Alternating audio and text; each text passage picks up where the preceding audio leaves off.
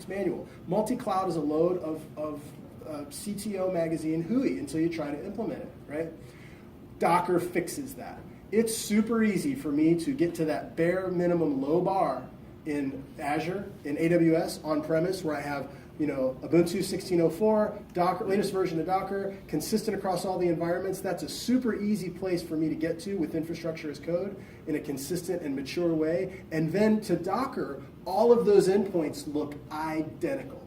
So now, in my mind, until Docker came along, in many ways, the multi-cloud, cloud agnostic story was really a lie. It really, or at the very, very best, it had a really ugly underbelly that the bloggers weren't talking about, right? Docker fixes all that and makes multi-cloud, especially now that we have it available for Windows, it makes the multi-cloud story true.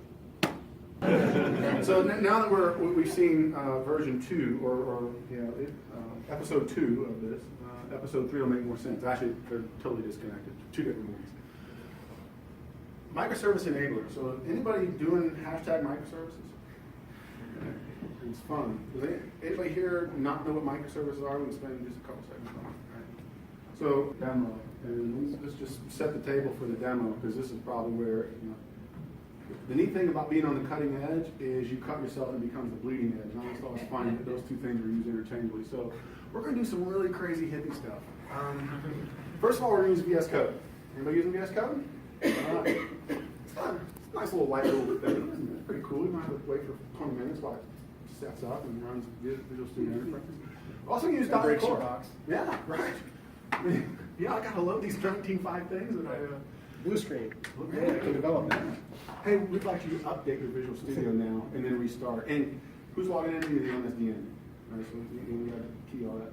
Fun stuff. VS Code doesn't make you do that. Thanks Microsoft for giving us an open source dev platform. We're going to use .NET Core because, hey, I'm building some stuff, and if I decide to move it to Linux, or maybe I'm starting off in Linux, more importantly, I'm going to move to the Windows container when it's operating, I can at least get dev cycles done now, and because I haven't locked myself to an operating system based on my framework choice, I can now start off and get to developing.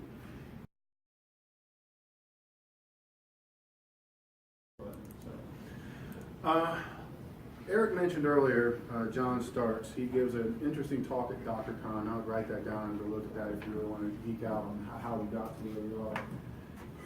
He starts with the story of how he called up Docker one day and said, hey, we're really interested in this containers thing. How can we be a part of it? And the Docker people are like, I don't understand what you're talking about. This is open source. You just go fork it and you build off of it. And the Microsoft guys are like, what are you talking about? So they went off and they forked it and they said, hey, we made Windows containers work on we made containers work on Windows. This is awesome. Let's continue to run down that journey. So what are some of the things that Docker and Microsoft are doing together? And it is kind of interesting because it's kind of a joint open sourcey, let's hold hands, and there's no monetization and checks exchanging forth and whatnot. Microsoft's not going to buy Docker; they're letting them kind of be their own thing. So first and foremost, you guys are well aware .NET now runs on a couple of months back. Google was presenting on one of their orchestration frameworks. They deploy 2 billion Docker images and startup Docker containers a week. 2 billion, right? Think about that for a second. There's 7 billion people on this planet. They start up 2 billion a week. They're tearing them down. They're not leaving them up. So they're not adding on 2 billion, 6 billion, 8 billion. They're not going that way with it.